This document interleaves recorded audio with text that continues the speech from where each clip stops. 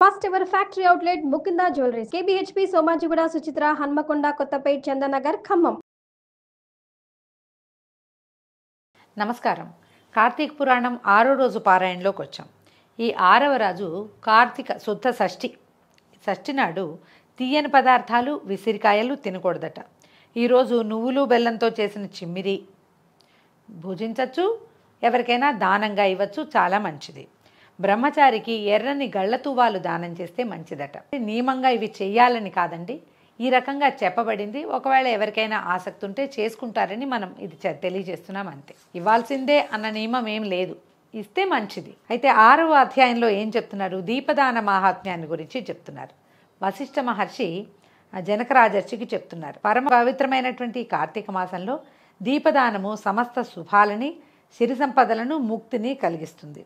ఈ నెల రోజులు మహావిష్ణువుని ఆరాధించే వారికి అశ్వమేధ యాగం చేసిన ఫలితం లభిస్తుంది.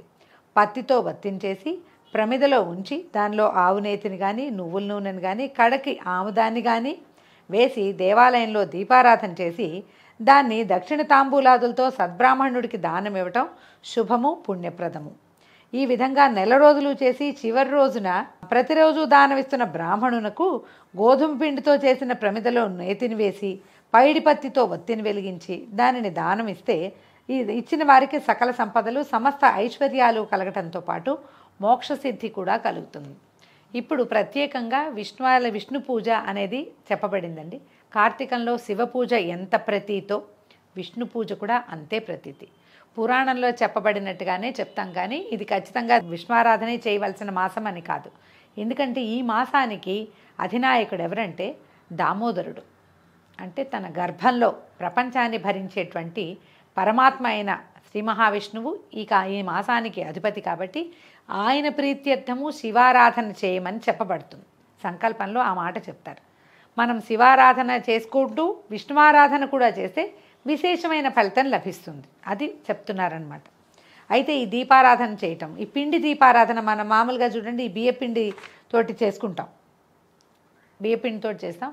బియ్యపిండితో ప్రతిరోజు దీపారాధన చేయడం కుదరదు. అందుకని మామూలు రోజుల్లో ప్రతిరోజు మనం దేవాలయానికి వెళ్ళి దీపారాధన చేస్తే ఆఖరి రోజున బలిపాడ్యం మన ఇది ఉంటుంది కదా, పోలిపాడ్యం అంటారు, మార్గశిర మాసపు మొదటి రోజు. ఆ రోజునైనా మనం దీపదానం బ్రాహ్మణుడికి చేసుకోవచ్చు. దేవాలయంలో ఉన్న అర్చక స్వామికి చేసినా కూడా ఫలితం లభిస్తుంది. ఈ కాలంలో మనం ఏం చేస్తామంటే వెండి దీపపు కుందు, దాంట్లో బంగారపు ఒత్తి వేసి ఇస్తారు. శక్తి కలిగిన వాళ్ళు ఇవ్వచ్చండి. ఒకవేళ శక్తి లేని వాళ్ళు పిండితోటి, గోధుమ పిండితోటి ఇది ప్రమిదం చేసి అందులో పమిడి పత్తి అంటారు కదా, మంచి పత్తి, ఆ పత్తితోటి ఒత్తి చేసి దక్షిణ తాంబూలాదులతోటి మనం సమర్పించవచ్చు. కలిగినంత దక్షిణతోటి బ్రాహ్మణుడికి దానం ఇస్తే దాన విధి ఆయనే చెప్తారు, దేవాలయంలో ఉన్నాయని, ఫలితం లభిస్తుంది. వెండిదే ఇవ్వాలి, పిండిది ఇవ్వకూడదు అలా లేదండి. పిండి దీపారాధన, దీపం వెలిగే జ్యోతిని దానం చేయటం వల్ల కలిగేటువంటి అత్యద్భుత ప్రయోజనం మనకి లభిస్తుంది. దీని గురించిన ఒక కథ చెప్తున్నారు. ఒక వితంతు ఒక ఆవిడ గురించి చెప్తున్నారట. పూర్వం ద్రవిడ దేశంలో ఒక వితంతు ఉండేది. భర్త కొంచెం చిన్నతనంలోనే గతించాడు, సంతానం లేదు, ఆమె ఒక్కతే ఉండేది. ఆమెకి అయిన వాళ్ళంటూ ఎవరు లేని కారణంగా ఆమె ఇతరుల ఇళ్లలో దాసి పనులు చేస్తూ వాళ్ళు పెట్టింది తింటూ వారిచ్చిన సొమ్ముని దాచుకుంటూ కాలం గడిపేది. వంట చేసుకోవటం అనేదే తెలియదు ఆవిడికి. ఎవరింట్లోనే పనిచేసేది, వాళ్ళ ఇంట్లోనే భోజనం చేసేసేది. అయితే డబ్బు ఖర్చు పెట్టడం కూడా తెలియదు. అవసరం ఏముంది, భోజనానికి మించిన ఖర్చు ఏం లేదు కదా. ఎవరింటికైనా వెళ్తుంటే వాళ్ళు ఏవో పాత బట్ట ఉన్నదో మనదో ఇస్తారు, ఆ బట్ట కట్టుకుంటూ ఆ అన్నం తింటూ అట్లాగే కాలక్షేపం చేసి వారి దగ్గర తీసుకున్న ధనాన్ని ఏ రకంగానూ ఖర్చు పెట్టకుండా దాచిపెట్టుకునేదట. అయితే ఎవరు ఏమీ పెట్టకపోతే పస్తుండేది, కానీ వంట మాత్రం చేసేది కాదు. ఈ డబ్బులు ఖర్చు పెట్టుకోవడం, వస్తువులు కొనుక్కోవటం కానీ, ఇది కొనుక్కుని తినడమో కానీ చేసేది కాదు. పూచిక పుల్ల కూడా ఖర్చు పెట్టేది కాదు.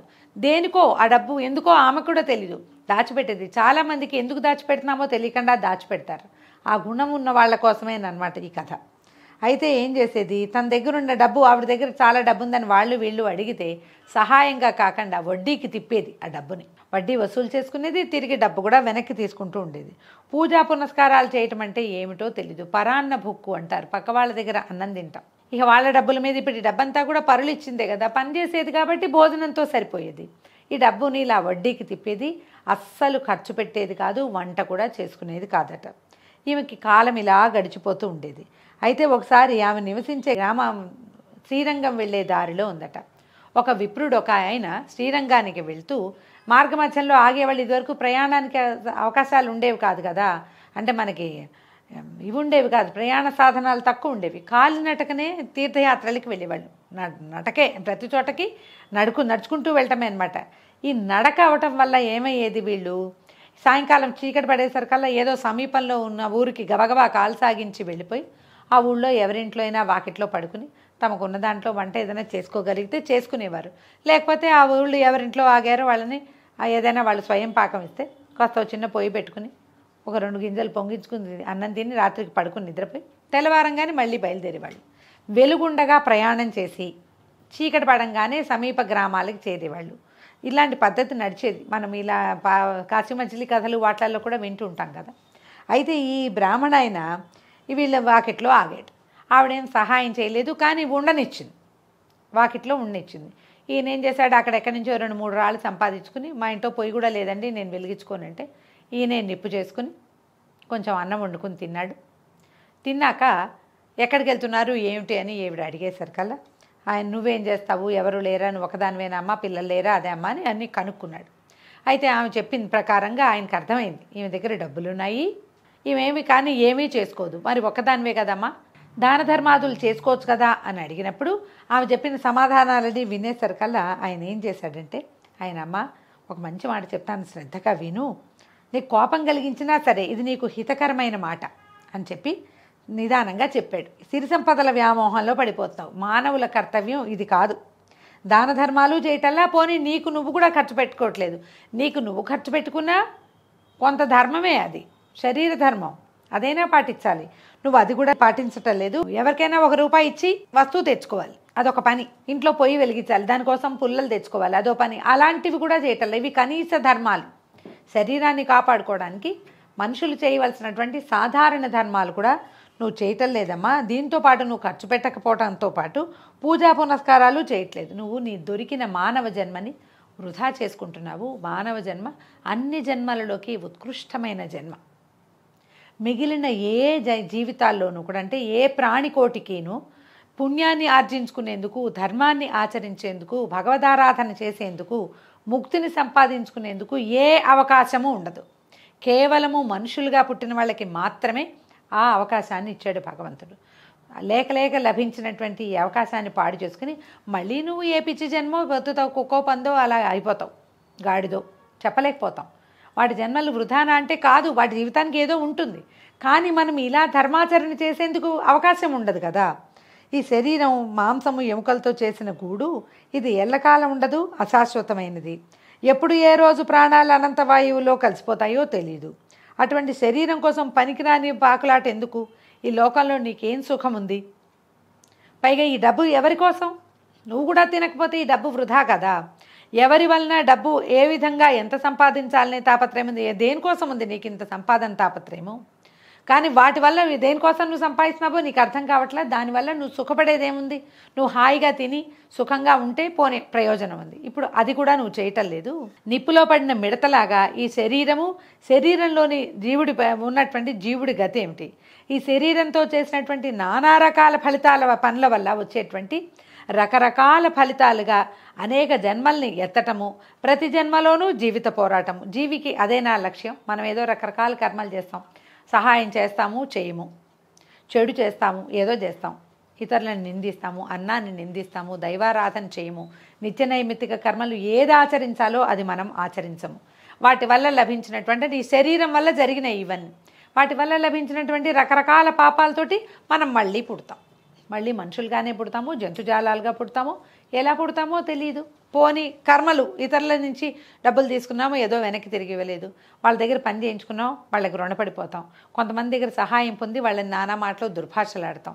ఇవన్నీ రుణాలు, బాకీలు. చిన్నది తీసుకున్నా రుణమే, దానికోసం మళ్ళీ పుట్టాల్సి వస్తుంది. పోని మన మీదన దాన ధర్మాది క్రియలు, యజ్ఞయాగాది క్రతువులు, పూజా పునస్కారాది నిత్యనైమిత్తిక కర్మలు ఏవైనా చేస్తే ఈ రుణాల్లో కొన్ని తీరిపోతూ ఉంటాయి. మనం అవి చేయము, అలాంటివి కూడా చేయకపోతే మనం ఎట్లా బతుకుతాము?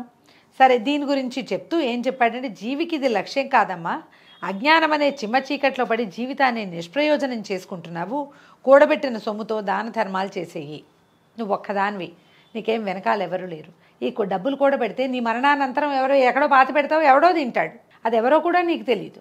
ఈ డబ్బుని దానం ధర్మం చేసుకో, దానం చెయ్యి. దానివల్ల నీకు పుణ్యకే లభిస్తుంది. చివరి నీ వరకు నువ్వు అనుభవించు, హాయిగా తిను, వంట చేసుకో ఇంట్లో సొంతంగా. ఈ ఆహారం లభించని రోజున పస్తు పడుకుని ఆత్మారాముని అలోలక్షణ అనిపించద్దు. ఆత్మారాముని సంతోషపెట్టు, వంట చేసుకుని తినమ్మా, నీ మటుకు నువ్వు అనుభవించు, భగవత్కార్యాలు చేయి, భగవంతుణ్ణి ఆరాధించు, దాన ధర్మాదులు చెయ్యి. అతని సేవలో, భగవంతుని సేవలో కాలం గడుపు. నిరంతరం భగవంతుణ్ణి ధ్యానిస్తూ తరించు. 10 మందిలో నువ్వు బతికుండగా మంచి పేరు సంపాదించుకుని సుఖంగా ఉండు. ఇది పరమపుణ్యప్రదమైన కార్తీక మాసం. నేను కార్తీక మాసంలోనే యాత్ర చేయాలని బయలుదేరి శ్రీరంగానికి వెళ్తున్నాను. ఈ మాసంలో చేసిన ఏ సత్కార్యమైనా పుణ్యాన్ని ప్రసాదిస్తుంది, మంచి ఫలితాన్ని ఇస్తుంది. దీపదానం చెయ్యి, మోక్షం లభిస్తుంది నీకని చెప్పి దీపదానం చేసే విధానాన్ని బోధించి ఆ విప్రుడు శ్రీరంగానికి వెళ్ళిపోయాడు. కానీ ఆ బ్రాహ్మణుడు చేసినటువంటి బోధ ఆమె మనసుకి ఎక్కి నిలిచిపోయిందట. బాగా ఆలోచించింది. అవును, నిజమే, నేను ఎవరి కోసం కూడబెడుతున్నాను, ఎవరికి ఇదంతా? నా తర్వాత ఎవడు తింటాడో, ఎవడు ఉంటాడో, ఎవడేమవుతాడో నాకేమీ తెలియదు. పైగా ఇక్కడ ఉన్నవాడెవడూ లేడు, నేను ఒక్కదాన్నే ఉన్నాను కాబట్టి నాకు సంతానము లేదు, సంసారము లేదు, బంధువులు లేరు. లేనప్పుడు నేను ఎందుకు కూడబెట్టాలని ఆమె బాగా ఆలోచించి, నేను పరమలోభిని, పిసినాడు దానిని చుట్టుపక్కల వాళ్ళంతా చెప్పుకునేలాగా అవుతోంది నా పరిస్థితి అని తలుచుకుంటూ పదే పదే బ్రాహ్మణుడు చెప్పిన విషయాన్ని తరచి తరచి ఆలోచించడం మొదలుపెట్టింది. ఆలోచించాక ఒక నిర్ణయానికి వచ్చి తన సంపాదించిన ధనంతో దాన ధర్మాదులు చేసింది. భగవదారాధన చేసేది. బ్రాహ్మణుని మాట ఎందు నమ్మకం ఉంచి అతను చెప్పినట్టుగా కార్తీక మాసం 4 రోజులు దానం చేసినట్టు. ఈవిడ ప్రతిరోజు దేవాలయంలో దీపారాధన చేయటం, ఆ దీపాన్ని బ్రాహ్మణుడికి దానం చేయటం. మనకి ప్రతిరోజు ఇది కుదరకపోవచ్చండి. నెలంతా దీపారాధన చేసి ఒకరోజు దానం చేసిన ఫలితం లభిస్తుంది. ఆమెకు అవకాశం లభించింది.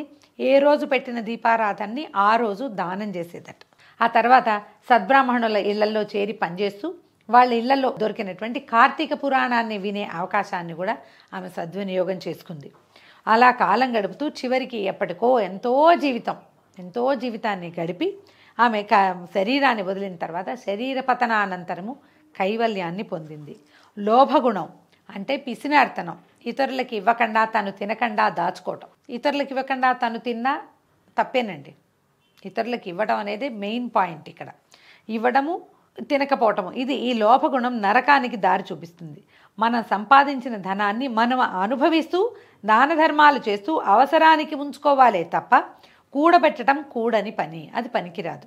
అలా చేస్తే చివరికి రాజుల పాలవటమో దొంగలెత్తుకుపోవటమో జరుగుతుంది. రాజుల పాలవటం అంటే పూర్వం అటండి, ఆస్తులు ఉన్నవాళ్ళు, ఏదైనా కూడబెట్టిన వాళ్ళు, ప్రపంచానికి తెలిసేలాగా కూడబెట్టుకున్న వాళ్ళు మరణిస్తే వాళ్ళకి వారసులు ఎవరు లేకపోతే ఆస్తుల్ని గవర్నమెంట్ జప్తు చేసేది, కోశాగారంలో కలిపేసేవాళ్ళు. ఇప్పటికి కూడా మనకు అలాగే ఉన్నట్టుంది. ఎవరు వదిలిపెట్టిన ఆస్తుల్ని ప్రభుత్వ ఆస్తుల్లో కలిపేస్తారు. ఆ కాలంలో రాజుల పాలైపోయేది. తర్వాత ఇంకేమవుతుంది, ఎవరైనా ఈవిడ ఎక్కడైనా భూమిలో పాతి పెట్టింది అనుకోండి, ఎవడికో దొరుకుతుంది.